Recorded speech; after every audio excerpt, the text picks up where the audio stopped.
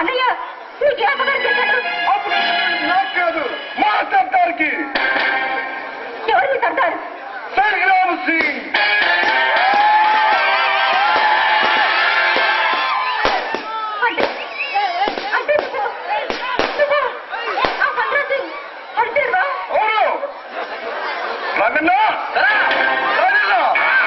చిన్నంతా నిలబడలా కాలించండి. రెక్కలు విరిచి పట్టుకురండి.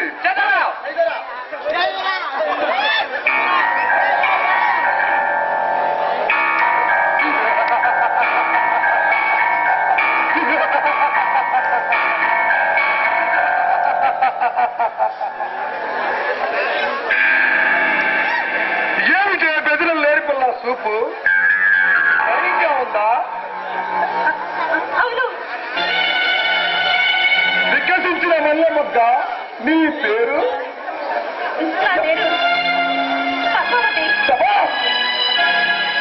అందానికి తగ్గ పేరు.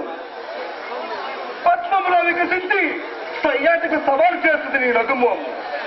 నీ ఎదురమంగా నీ హృదయాలు దోచుకోమంటుంది.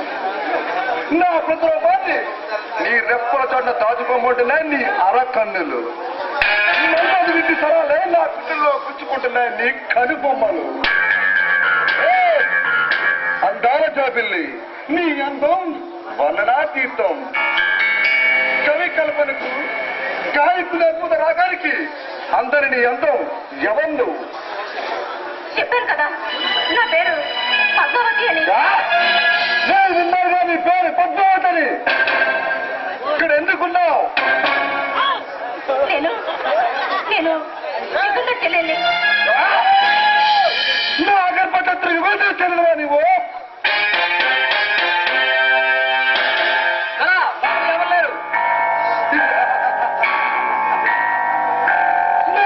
గమనించి పక్షిలా ఎగిరిపోయాడన్నమాట. చిత్తం అంతే అంటే ఉంటుందా? మరే పర్వాలేదు. ఆ పక్షిని బంధించాలంటే మీద ఎర చూపాలి. రంగన్న రాజన్న, ఈ అందాల చూపారు ఎవరు? ఆ ఇగుందని పట్టుకోవడానికి ఎర చూపాల్సిన మేత. ఈ పదందైన పదిలోను పట్టుకుంటే 10 పాపల పాల్గొనడానికి వస్తాడు. ఆయుధంగా మీరు లాక్కునండి.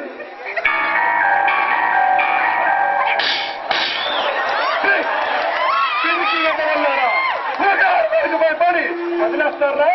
పౌరుషులని సోటల్లారా?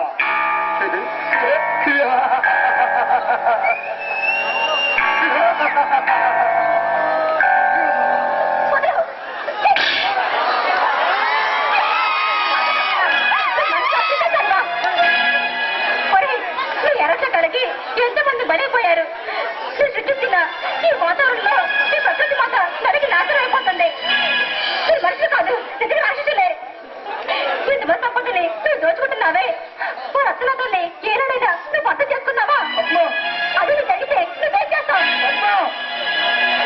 నాటి మానవుల ప్రాణాన్ని చెల్లటి పడుతున్నావే. వారు అసలతోనే ఏనాడైనా నువ్వు అర్థం చేసుకున్నావా?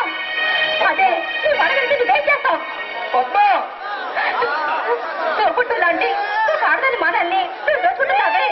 వారు అసలతలు నీ మనసులో కలుతున్నప్పడం లేదా? అది నీ తల్లికో నీ తల్లికి జరిగితే నువ్వు తగ్గుతావా? వెళ్ళకపోతున్నావా? ఇంతకాలం నీ చేతి ఎలాంతకాలం నీ కంట జరిగితే లేదా అలాంటి పరిస్థితి నీ కేరళలో వస్తే అప్పుడు తెలుస్తుంది నీ పండగంటే ఏంటో. అది కంటున్నాను. నువ్వు మనుషులు పెట్టినా కాలుగా పడవి నిర్మలంగా అంత కనిపించి నీ ముఖంలో విషయాలు కనిపిస్తున్నాయి.